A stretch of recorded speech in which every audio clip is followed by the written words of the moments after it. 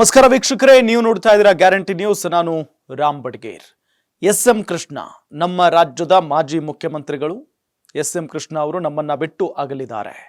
ಅವರು ಅಧಿಕಾರದ ಸಂದರ್ಭದಲ್ಲಿ ಯಾವ ರೀತಿಯಾಗಿ ಅಧಿಕಾರವನ್ನ ನಡೆಸಿದ್ರು, ಆಡಳಿತವನ್ನ ನಡೆಸಿದ್ರು ಅನ್ನೋದನ್ನ ನಮ್ಮ ಹಿರಿಯರು ಹೇಳ್ತಾನೆ ಇರ್ತಾರೆ. ಅದನ್ನ ನಾವು ಓದ್ಕೊಂಡು ನೋಡ್ಕೊಂಡು ಬಂದಿರುವಂತದ್ದು ಕೂಡ ನಮಗೆ ಗೊತ್ತೇ ಇದೆ. ಇದೆಲ್ಲದರ ನಡುವೆ ಅವರು ಅಧಿಕಾರದಲ್ಲಿದ್ದಂತಹ ಸಂದರ್ಭದಲ್ಲಿ ಎಲ್ಲವೂ ಚೆನ್ನಾಗಿರ್ಲಿಲ್ಲ. ಅವರು ಬಹಳ ಕಷ್ಟಪಟ್ಟಿದ್ದಾರೆ, ಜೊತೆಗೆ ಕಾಟ ಕೊಟ್ಟಿದ್ದಾರೆ ಎಸ್.ಎಂ. ಕೃಷ್ಣ ಅವರಿಗೆ. ಯಾರು? ಅದು ಕಾಡುಗೊಳ್ಳ ವೀರಪ್ಪನ್. ವೀರಪ್ಪನ್ ಅಕ್ಷರಶಃ ಅವರು ಕಣ್ಣೀರು ಹಾಕುವಂತೆ ಮಾಡಿದ್ರು. ಎಸ್.ಎಂ. ಕೃಷ್ಣ ಅವರು ಕಣ್ಣೀರಿಟ್ಟಿದ್ದಾರೆ. 3 ಜನರನ್ನ ಕಿಡ್ನಾಪ್ ಮಾಡಿದ ವಿಚಾರಕ್ಕೆ ಸಂಬಂಧಪಟ್ಟಂತೆ ಎಸ್.ಎಂ. ಕೃಷ್ಣ ಅವರು ಕಣ್ಣೀರು ಹಾಕಿದ್ರು. ಫಾರ್ ಎಕ್ಸಾಂಪಲ್, ಡಾಕ್ಟರ್ ರಾಜ್ಕುಮಾರ್ ಅವರನ್ನ ಕಾಡುಗೊಳ್ಳ ವೀರಪ್ಪನ್ ಕಿಡ್ನಾಪ್ ಮಾಡಿದಂತಹ ಸಂದರ್ಭದಲ್ಲೂ ಕೂಡ ಅಷ್ಟೇ ಇಡೀ ರಾಜ್ಯದ ಜನ ಎಸ್.ಎಂ. ಕೃಷ್ಣ ಸರ್ಕಾರದ ವಿರುದ್ಧ ತಿರುಗಿ ಬಿದ್ದಿದ್ರು.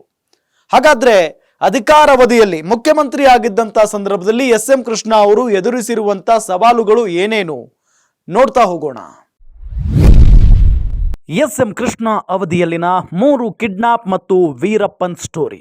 ಪ್ರಕರಣ 1, ಕೃಪಾಕರ್ ಸೇನಾನಿ ಮೈತಿ ಕಿಡ್ನಾಪ್. ಪ್ರಕರಣ 2, ಡಾಕ್ಟರ್ ರಾಜ್ಕುಮಾರ್ ಅಪಹರಣ ಪ್ರಕರಣ. ಪ್ರಕರಣ 3, ಮಾಜಿ ಸಚಿವ Hanur Nagappa kidnap and murder.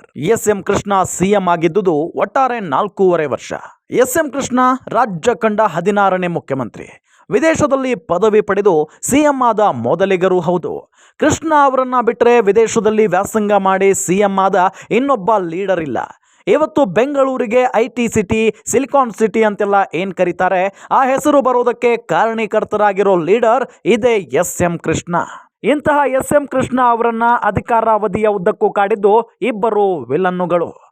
ಒಂದು ಬರ, ಅಧಿಕಾರದಲ್ಲಿದ್ದಷ್ಟು ದಿನ ಬರ ಕಾಡಿತ್ತು. ಎಸ್.ಎಂ. ಕೃಷ್ಣ ಸಿಎಂ ಕುರ್ಚಿಯಿಂದ ಇಳಿದು ಹೊಸ ಸಿಎಂ ಆಗಿ ಧರ್ಮ್ ಸಿಂಗ್ ಪ್ರಮಾಣ ವಚನ ಸ್ವೀಕರಿಸಿದ ಮರುದಿನವೇ ರಾಜ್ಯಾದ್ಯಂತ ಕುಂಭದ್ರೋಣ ಮಳೆ. ಆ ಕತೆ ಸೈಡಿಗಿರಲಿ. ಎಸ್.ಎಂ. ಕೃಷ್ಣ ಸಿಎಂ ಆಗಿದ್ದ ಅವಧಿಯಲ್ಲಿ ಇಡೀ ಅವಧಿ ಕಾಟ ಕೊಟ್ಟಿದ್ದವನು ನರಹಂತಕ ದಂತಚೋರ ವೀರಪ್ಪನ್.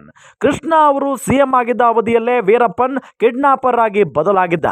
ಅವನು ಕಿಡ್ನಾಪ್ ಮಾಡಿದ ಮೊದಲ ಕೇಸ್ ಕೃಪಾಕರ ಸೇನಾನಿ ಮತ್ತು ಪ್ರೊಫೆಸರ್ ಮೈತಿ ಕಿಡ್ನಾಪ್. ಅದಕ್ಕೂ ಮೊದಲು ಪೊಲೀಸರನ್ನ ಕಿಡ್ನಾಪ್ ಮಾಡೋದು, ಪೊಲೀಸರಿಗೆ ಸಹಾಯ ಮಾಡಿದವರನ್ನ ಕೊಲ್ಲೋದು ಮಾಡ್ತಿದ್ದ ವೀರಪ್ಪನ್. ಜಿ.ಎಚ್. ಪಟೇಲ್ ಸಿಎಂ ಆಗಿದ್ದ ಕಾಲದಲ್ಲಿ ಗಣ್ಯರನ್ನ ಕಿಡ್ನಾಪ್ ಮಾಡಿ ಸುದ್ದಿಯಾಗಿದ್ದ. ಆದ್ರೆ ಅದೇ ವೀರಪ್ಪನ್ ಡಾಕ್ಟರ್ ರಾಜ್ಕುಮಾರ್ ಅವರನ್ನ ಕಿಡ್ನಾಪ್ ಮಾಡಿದ್ನಲ್ಲ, ಆಗ ಸಿಎಂ ಆಗಿದ್ದವರು ಇದೇ ಎಸ್.ಎಂ. ಕೃಷ್ಣ. ಒಂದು ಕಡೆ ಪಾರ್ವತಮ್ಮ ರಾಜ್ಕುಮಾರ್ ಮತ್ತವರ ಕುಟುಂಬವನ್ನ ನಿಭಾಯಿಸ್ತಾನೆ, ಮತ್ತೊಂದು ಕಡೆ ನೆಡುಮಾರನ್, ನಕ್ಕೀರನ್ ಗೋಪಾಲ್ ಅಂತವರನ್ನೆಲ್ಲ ನಿಭಾಯಿಸಿ ಬಿಡುಗಡೆ ಮಾಡಿಸಿದ್ದು ಎಸ್.ಎಂ. ಕೃಷ್ಣ ಅವರಿಗೂ ಒಂದು ಸವಾಲಾಗಿತ್ತು. ಯಾಕೆ ಅಂದ್ರೆ ಎಸ್.ಎಂ. ಕೃಷ್ಣ ಅವರಿಗೂ ಇಂತಹ ಪ್ರಕರಣ ಹೊಸದು, ಪೊಲೀಸರಿಗೂ ಹೊಸದು. ಕಿಡ್ನಾಪ್ ಆಗಿದ್ದವರು ಡಾಕ್ಟರ್ ರಾಜ್ಕುಮಾರ್ ಅನ್ನೋ ಕರುನಾಡ ಕುಲತಿಲಕ. ಏನು ಬೇಕಾದ್ರೂ ಮಾಡಿ ಮುಖ್ಯಮಂತ್ರಿಗಳೇ, ನಿಮ್ಮ ಜೊತೆ ನಾವಿದ್ದೀವಿ ಎನ್ನುತ್ತಿದ್ದವರೆಲ್ಲ ಕಾನೂನು ಪ್ರಕಾರವಾಗಿ ಇರಲಿ ಅಷ್ಟೇ ಅನ್ನೋ ಸೇಫ್ ಮೋಡಿಗೆ ಜಾರ್ತಾ ಇದ್ರು. ಅಂತಹ ಸಂದರ್ಭದಲ್ಲಿ ಟೀಕೆಗಳಿಗೆ ಹೆದರದೆ ಕೆಲವು ಕಾನೂನು ಮೀರಿದ ಹೆಜ್ಜೆ ಇಟ್ಟವರು ಎಸ್.ಎಂ. ಕೃಷ್ಣ. ಅವುಗಳ ಬಗ್ಗೆ ಕೆಲವರು ಟೀಕೆ ಮಾಡುತ್ತಾರಾದರೂ ಯಾವುದಕ್ಕೂ ಸಾಕ್ಷಿಗಳಿಲ್ಲ ಅನ್ನೋದು ನಿಜ. ಕೊನೆಗೆ 108 ದಿನಗಳ ನಂತರ ಡಾಕ್ಟರ್ ರಾಜ್ಕುಮಾರ್ ಅವರನ್ನ ವಾಪಸ್ ಕಳುಹಿಸಿಕೊಟ್ಟಿದ್ದ ವೀರಪ್ಪನ್. ಈ ಹಾದಿಯಲ್ಲಿ ಒಂದು ಕಡೆ ನ್ಯಾಯಾಲಯಗಳ ಹದ್ದಿನ ಕಣ್ಣು, ಮತ್ತೊಂದು ಕಡೆ LTTE ಜೊತೆ ಸಂಪರ್ಕ ಇರುವವರನ್ನ ಮಾತನಾಡಿಸಿ ಒಪ್ಪಿಸಬೇಕಾದ ಅನಿವಾರ್ಯತೆಗಳೆಲ್ಲವನ್ನು ಕೃಷ್ಣ ನಾಜೂಕಾಗಿ ನಿಭಾಯಿಸಿದ್ದರು. ಡಾಕ್ಟರ್ ರಾಜ್ ಪ್ರಕರಣವನ್ನೇನೋ ನಿಭಾಯಿಸಿದ್ದಾಗಿತ್ತು. ಆದರೆ ಅದು ಮುಗಿದ ಬೆನ್ನಲ್ಲೇ ವೀರಪ್ಪನ್ನಿಂದ ಹನೂರು ನಾಗಪ್ಪ ಕಿಡ್ನಾಪ್ ಆಯಿತು, ಹತ್ಯೆಯೂ ಆಯಿತು.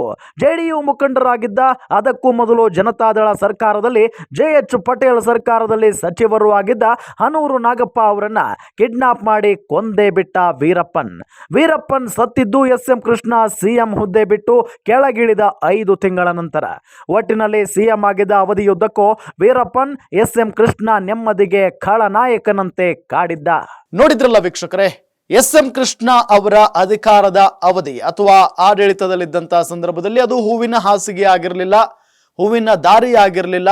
ಆ ದಾರಿಯುದ್ದಕ್ಕೂ ಮುಳ್ಳು ಕಂಟಿಗಳು ಬಿದ್ದಿದ್ವು ಅನ್ನೋದಕ್ಕೆ ಇದೇ ಸಾಕ್ಷಿ. ಆದ್ರೆ ಇವತ್ತು ಆ ಒಬ್ಬ ಅದ್ಭುತ ನಾಯಕ ನಮ್ಮ ಬಳಿ ಇಲ್ಲ, ನಮ್ಮ ಜೊತೆಗಿಲ್ಲ ಅನ್ನೋದೇ ನಮ್ಮೆಲ್ಲರಿಗೂ ನೋವಿನ ಸಂಗತಿ. ನೋಡ್ತಾ ಇರಿ ಗ್ಯಾರಂಟಿ ನ್ಯೂಸ್, ಸುದ್ದಿ ಖಚಿತ, ನ್ಯಾಯ ನಿಶ್ಚಿತ.